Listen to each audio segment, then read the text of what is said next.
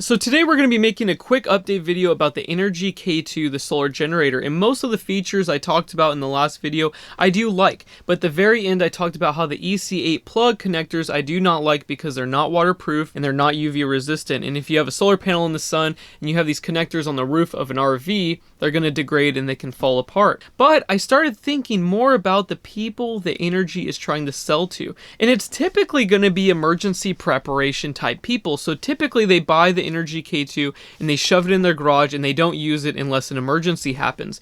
And so for these people that only set up their solar panels maybe once a year or so, this would work really well for them. EC8 plugs are actually a huge improvement over the last plugs that they were using. They used to use the Nutric adapter, and some people were complaining that if you had 600 watts, it would actually heat up, and I guess the wrong gauge of wire was used. So the EC8 plugs with their new wires that are UV resistant and waterproof is actually a huge improvement. This is very smart on their part. And then I started thinking a lot of the people that watch my channel want to have permanent installations. They want to have a van or an RV and they want that solar power system to be untouched for the next 10 to 20 years. They want everything to work perfectly.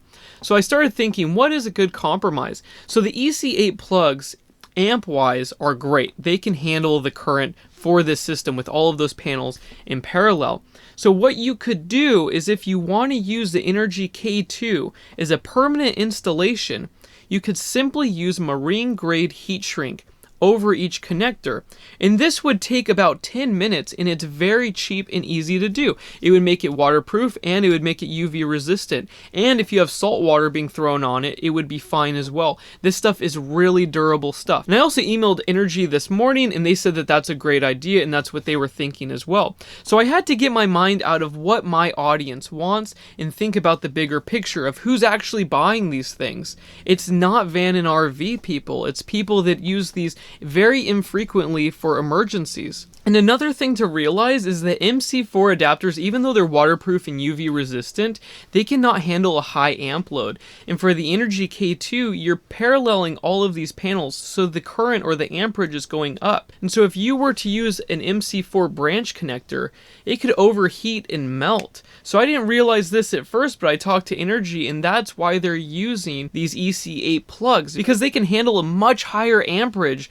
than an MC4 adapter. So that actually makes really good sense, and it's actually for this purpose better than an MC4 adapter. And if you add the heat shrink, if you're doing permanent installations, you've got something that should be able to last for 20 years or more. And also the EC8 plugs will make it very easy for people that do not understand solar. I know a lot of my audience understands it and they want to use their solar panels with it, and that makes sense, and I totally understand. But the EC8 plugs would work really well for beginners that don't know what they're doing. And if you add a marine grade heat shrink on top of that, you could make a permanent installation with their equipment. So I actually kind of like this system idea. I really like it. I had to step outside of what I think is necessary because I'm so used to building large systems for people that want permanent installations. But the Inergy K2 is not designed for that. They're trying to make a lot of people happy. So I think that the EC8 plug will be actually a really good idea. And marine grade heat shrink is like insane. The adhesive gums up and then it hardens and it's really strong. And you guys could use those panels for ages and ages without any problem at all. One last thing to consider is that if you take the price of their solar panels, which is $165, and then you use my coupon code, it's actually almost practically the price of a Renogy panel.